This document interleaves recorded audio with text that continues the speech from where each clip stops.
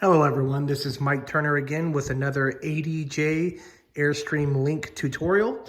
Today we're going to work with some color changing pars, and I'm going to show you how some of the effects that work best with those work. So let's go ahead and get started. So here we are, I'm in my fixtures page. At the bottom of the screen, you'll see I've patched in 8 of the ADJ 7P hex IPs. Today I've got 2 of them here with me. And I'm going to kind of show you how this works. So we do call these tips and tricks videos. I'm going to show you something that not everyone knows. But down here, obviously you can select the fixtures, so on and so forth, right? That's one way you can do it. But another thing you could do is if you want to do a whole row, you press down the first one and you go to the other one and it'll highlight them all, okay? So that's one way you can do it. So now that I've got them selected, I'm going to go to my channels tab, and if you'll remember, I'm going to turn my dimmer and shutter at full so we can see what we do.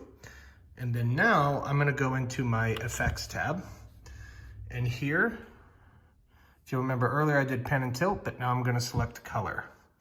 So color brings up some fun tools, right? Here along the top, this gray bar, that represents all the lights that you have selected once you're doing something. Here's kind of your color picker. Over here are additional colors for amber, white, and UV. And just so that you know, the color effects generator really only works with RGB channels. So that's important to know. And then over here, you've got some effects adjustments you can do with the speed, fade, and phase as well. So I'll start out with something kind of simple. Here on the console, we've got some pre-made effects that are at the bottom. The furthest left is just kind of a color scroll of rainbow. The one next to that kind of does a kind of a fade in, fade out of different colors, and it's kind of random. The one with the squares is kind of the same effect, except it's more of a flash. The one that looks kind of like a target, again, if you were using these in more of a grid, it would be a similar effect to the first rainbow, except it's just formatted a little differently. And then over here, you'll see some audio effects where the lights will increase as the volume increases, or vice versa. Personally, I don't play around with those that often, but today I will kind of show you how this works. So if I were to go and just pick this, I don't know if you can tell, but now you can see the 8 segments on the iPad. And my fixtures are doing a color scroll and they're working at the same time. Now, when I start playing around with the phase over here, so if I were to adjust that and watch the lights, I'm just going to increase that fader, you'll see where they're kind of doing more of a shift, right? They're kind of chasing each other. I can exaggerate that a little bit more, right? And you'll see something like that. Of course, I can increase the speed. Comes a little bit more, oops, sorry, it's hard to do when I'm holding the phone. Comes a little bit more obvious. And that is how you could do that sort of effect, okay? Now I'm gonna go ahead and clear everything. And in fact, I'm gonna go here and I'm just gonna kind of start from scratch and show you something else, going back to the color, okay? So let's say that's all fun and dandy if you want to do a rainbow effect. But actually what I want to do, in fact, I'll hit clear. Yeah, it's cleared. Okay, good. But let's say I want to do like a 4th of July effect, right? So what I'm going to do is go over here and hit record, and you'll see that that turns red and it went to black, okay? So this is where you can record steps to create your own color chase. So if I wanted to do red, white, and blue for 4th of July, I'll do red, and then I hit next, and then I'm gonna go to a white, and then I'll hit next. And if you notice down here, you'll see now I'm on step 3 because I hit next. I'm gonna go to blue, and I don't need to hit anything else because it records in real time, except if I hit play, you'll see that my lights are doing red, white, and blue. Pretty simple, right? Now, just like with the other effect, if I want to adjust the phasing on that, I can play, oops, sorry guys. Let's see, it's doing it in groups of 2, of course. There we go. Maybe that's a little bit better. Well, let's see.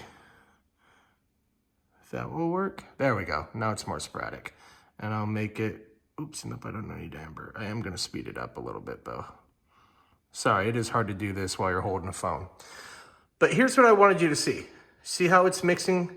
It's doing that for me. And just like any other effect, I could save this and then I've got that effect for recall. I could also play with the fade and that will make them be a little bit more smoother. It's hard to tell because I've got this effect going really fast, but if I bring the fade down all the way, you'll see they more snap. So that's the way to use the color effects. I'm gonna go ahead and hit stop. Again, if I wanted to save that, I could save it and I'll hit clear. And I'm gonna back out of this, right? And I'm gonna go to color effects again. Actually, no, I'm not gonna go to color effects. I'm going to go to flash effects. Now this is really fun. What this is, and it's important for you to understand, this effect really works primarily with the dimmer channel. So if you don't have your fixtures patched in such a mode that has a dimmer channel, so for instance, if you've got an RGBW fixture, you could, pardon me, patch that in as simple as just 4-channel RGB. This effect will not work on that because it needs the dimmer channel to do what it does. So much like some of the other effects, we've got some built-in ones at the bottom, and you can just kind of tell from the way that they look. That's how the effect would work, right? So if I go to this one here, you'll see it's kind of just doing a random effect. And much like anything else, I can adjust the speed. And you'll see I've got this really, really cool effect. And so if I were to save this, what I would do, obviously, is I would save this where it's only controlling the dimmer channel, and I can apply this or apply it or stack it on top of any other look. So this is really cool if you're busking and the drummer decides to do a cool solo and you really just want to intensify the moment based off that solo. You have a cue like this, you're good to go. So that's one way that you can do it. I'm gonna go ahead and hit stop. And again, you've got these built-in ones that'll do kind of like a chase, right? The other thing that you can do is you can kind of just tap them. So I can, let's see how I got that going. How do I do that? Clear, I can hit record, and then I can just tap and go to, let's see, next, and tap more, next, tap that one, next, tap that one, so on and so forth. And you can keep creating these steps, and you'll see that they're playing. It's just kind of like on a loop in the way that I tapped them. And of course, I could take it off of a loop. I can make it do all kinds of stuff. But again, guys, that's how you use some of the other effects. And again, you would save these on your effects tab, in my opinion, much like a palette. And then I would actually save them as a scene on my scenes page. That way I can apply them more easily to other looks and combine them with everything else. Again, another long video. I apologize. I hope this helps you out. And again, this is Mike Turner with ADJ. Hope you have a great day.